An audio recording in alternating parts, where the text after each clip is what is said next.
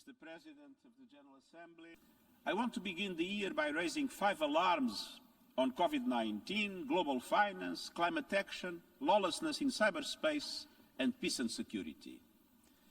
We face a 5-alarm global fire that requires the full mobilization of all countries.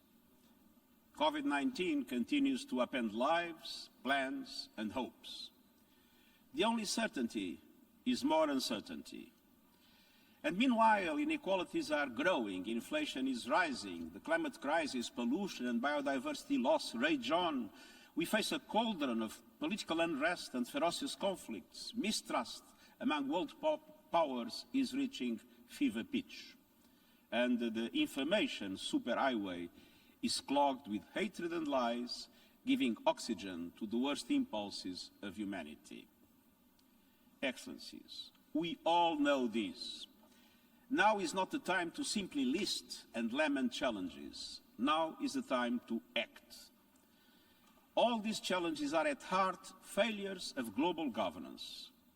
From global health to digital technology, many of today's multilateral frameworks are outdated and no longer fit for purpose.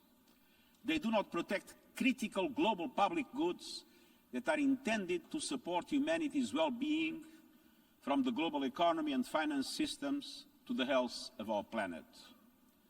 Nor are multilateral frameworks delivering on our common aspirations for peace, sustainable development, human rights, and dignity for all. Omicron is yet another warning, and the next variant may be worse. Stopping the spread anywhere must be at the top of the agenda everywhere. Our actions must be grounded in science and common sense. And the science is clear. Vaccines work. Vaccines save lives. But the distribution is scandalously unequal. And we need to convert vaccines into vaccinations everywhere. Instead of the virus spreading like wildfire, we need vaccines to spread like wildfire. We need all countries and all manufacturers to prioritize vaccine supply to COVAX and to create the conditions for the local production of tests, vaccines and treatments in so many countries able to do it around the world. Let's tell it like it is. The global financial system is morally bankrupt. It favors the rich and punishes the poor. One of the main functions of the global financial system is to ensure stability by supporting economies through financial shocks. Yet, faced with precisely such a shock, a global pandemic, it has failed the global south. Lopsided investment is leading to a lopsided recovery. Low-income countries are experiencing their slowest growth in a generation.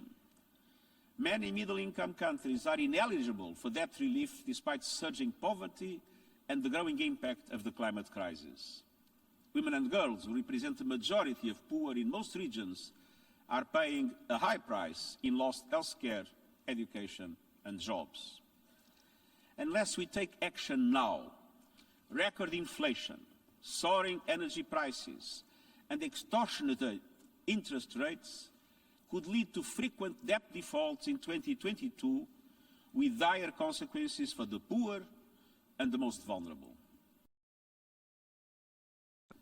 Since the start of the pandemic, I have called for the reform of the global financial system to support the needs of developing countries through an inclusive and transparent process. To build a strong recovery, governments need the resources to invest in people and resilience through national budgets and plans anchored in the Sustainable Development Goals. All countries must be able to invest in strong health and education systems, job creation, universal social protection, gender equality, and the care economy, and a just transition to renewable energy. And this requires a serious review of global financial governance mechanisms, which are dominated by the richest economies in the world. Cette année, nous avons besoin d'une cascade de mesures. Toutes les économies développées et aussi en développement, qui sont de grandes émettrices de gaz à effet de serre, doivent en faire beaucoup plus vite, pour changer la donne et réduire les souffrances, naturellement en tenant compte que les responsabilités sont communes mais différenciées. Technology shouldn't use us. We should use technology. And if governed properly, the opportunities are extraordinary, especially if we can ensure safe and secure internet connectivity everywhere. But growing digital chaos is benefiting the most destructive forces and denying opportunities to ordinary people.